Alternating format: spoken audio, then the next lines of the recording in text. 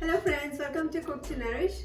In today's recipe, I'm going to show you how to make gluten-free or grain-free pancakes, and I'm going to make banana pancakes.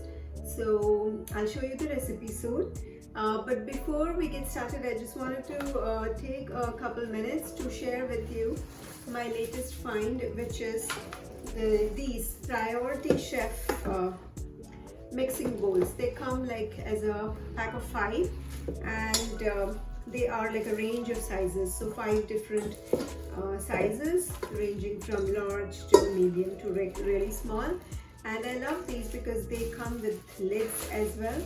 So I have been using 2 of these at home now, and I totally love it because it's easy, very durable because it's stainless steel, and you can quickly place it in the dishwasher to wash. And these best thing that I like about these are that they are stackable, so you can kind of just stack them one over the other. And they also have lids, so the large one is like really nice to use in a salad, etc. Alright, so now let's get down to the recipe.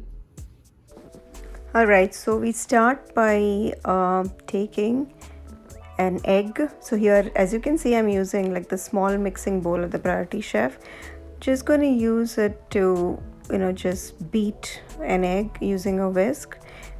I'm just hand whisking it, and then we'll add it to our batter later on, but I just like to whisk it first and keep it aside.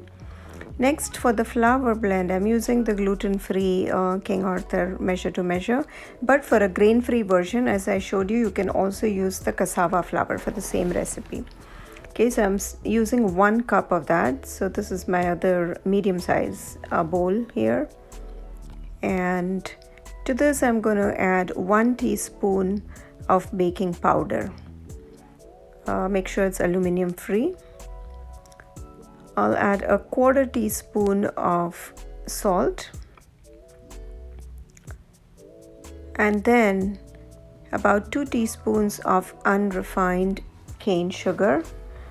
Now, because I'm making this for my family, so they eat, they don't necessarily eat AIP, so I'm using these ingredients, but you can also use any other sweetener like maple syrup. If you use coconut sugar, it will turn really brown, so I advise like maple syrup maybe.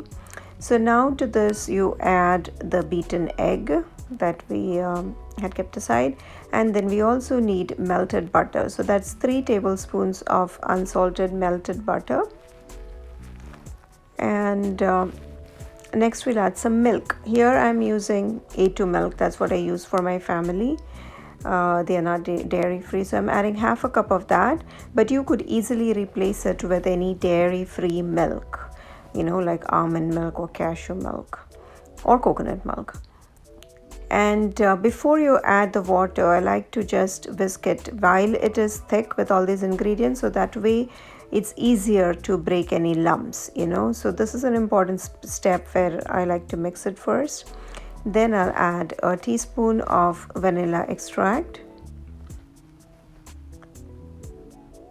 And then we'll add water to mix it or making it into a batter. So about I'm adding like 1/2 cup initially, but I may even add some more.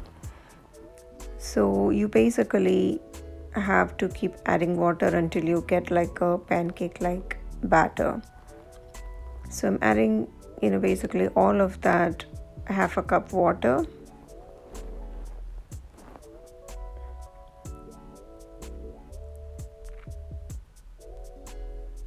And 1 teaspoon of apple cider vinegar.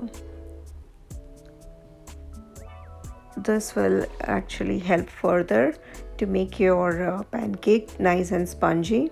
So as you can see, the batter is really thick, but I'm still going to add a little bit more. That's about 2 tablespoons more of water. And that's when you get like a nice smooth batter. Now I also keep the banana slices ready. As you make the pancakes, you need them. So I love to use my stainless steel pan, as you know. You could also use any other, cast iron or non-stick.